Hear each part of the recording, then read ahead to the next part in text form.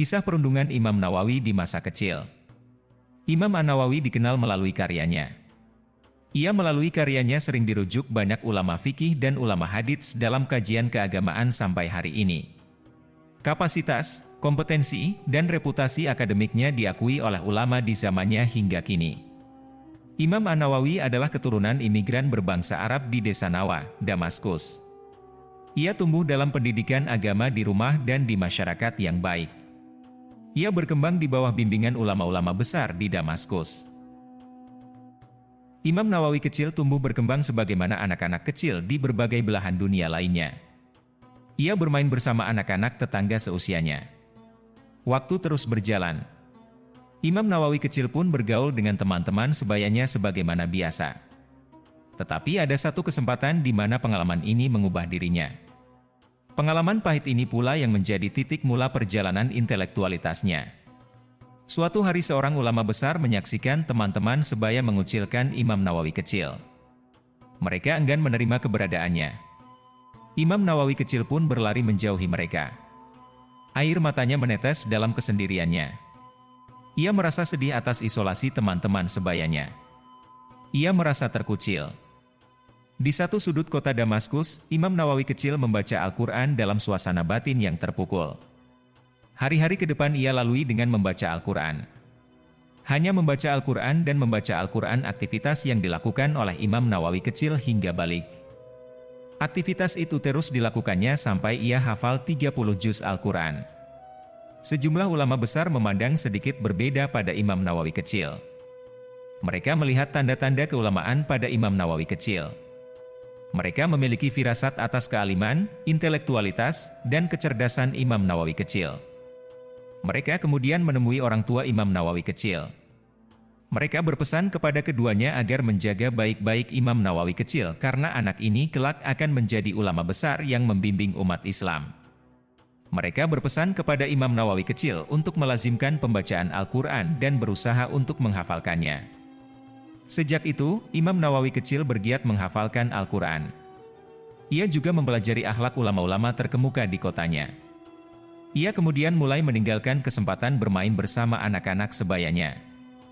Ia terjun dalam pembacaan dan penghafalan Al-Quran. Imam Nawawi kecil tenggelam dalam aktivitas menuntut ilmu. Pada usia 19 tahun, orang tuanya membawa Imam Nawawi remaja ke Madrasah Ar-Rawahiyah, sebuah madrasah yang didirikan oleh Ibnu Rawahah, seorang kaya raya di zamannya. Tetapi madrasah itu kini telah tiada. Di atas lahannya terdapat bangunan-bangunan tempat tinggal warga di Damaskus. Di Madrasah Ar-Rawahiyah ini, Imam Nawawi menyelesaikan hafalan kitab At-Tanbih, kajian fikih mazhab Imam Asy-Syafi'i, karya Asy-Syairazi dalam waktu 4,5 bulan. Untuk mengisi waktu sampai akhir tahun, ia menyelesaikan kajian kitab Al-Muhadzab, kajian fikih mazhab Imam Asy-Syafi'i, karya Asy-Syairazi di bawah bimbingan ulama ternama, Syekh Kamal Ishaq Al-Maghribi Al-Maqdisi, guru fikih pertama Imam Nawawi remaja. Darinya ia menguasai ilmu fikih. Setiap malam ia mempelajari 12 pelajaran. Mata pelajaran yang dipelajarinya adalah Al-Wasit karya Al-Ghazali, Al-Muhasab karya Asy-Syairazi, Al-Jamu Bainas Syahihain karya Al-Humaidi, Syahih Muslim, Al-Lumah karya Ibnu Jini, Islahul Mantrik karya Ibnu Sikit. Imam An-Nawawi remaja tidak pernah melewati waktunya dari pembelajaran. Dalam perjalanan pun ia memanfaatkan waktunya untuk membaca dan memutalaah pelajarannya.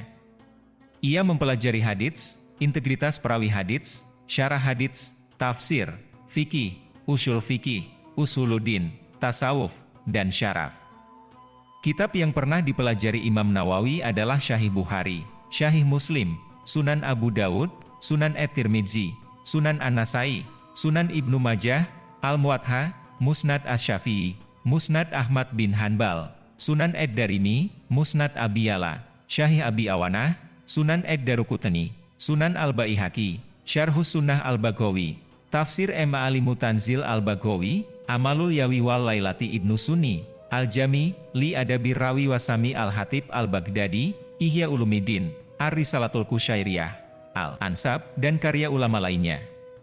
Dari tangan ulama-ulama terkemuka di Damaskus, Imam Nawawi remaja tumbuh sebagai pemuda yang menguasai berbagai ilmu terutama fikih, hadits, dan akhlak. Ia menjadi ulama terkemuka, bukan ulama pinggiran di lingkungan mazhab Asy-Syafi'i. Karya-karyanya menjadi rujukan ulama di masanya dan sesudahnya.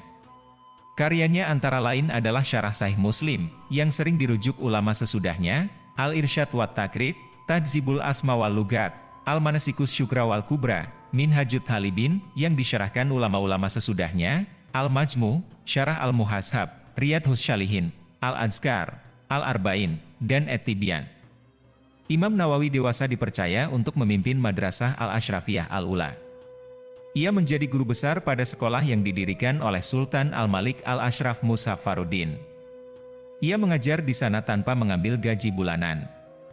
Ulama yang pernah mengajar di sekolah ini adalah Ibnu Katsir, Ibnu Shalah, Tajuddin As-Subki, Bahauddin As-Subki, Ibnu Hajar Al-Asqalani, Abu Syama Al-Maqdisi, dan ulama besar lainnya.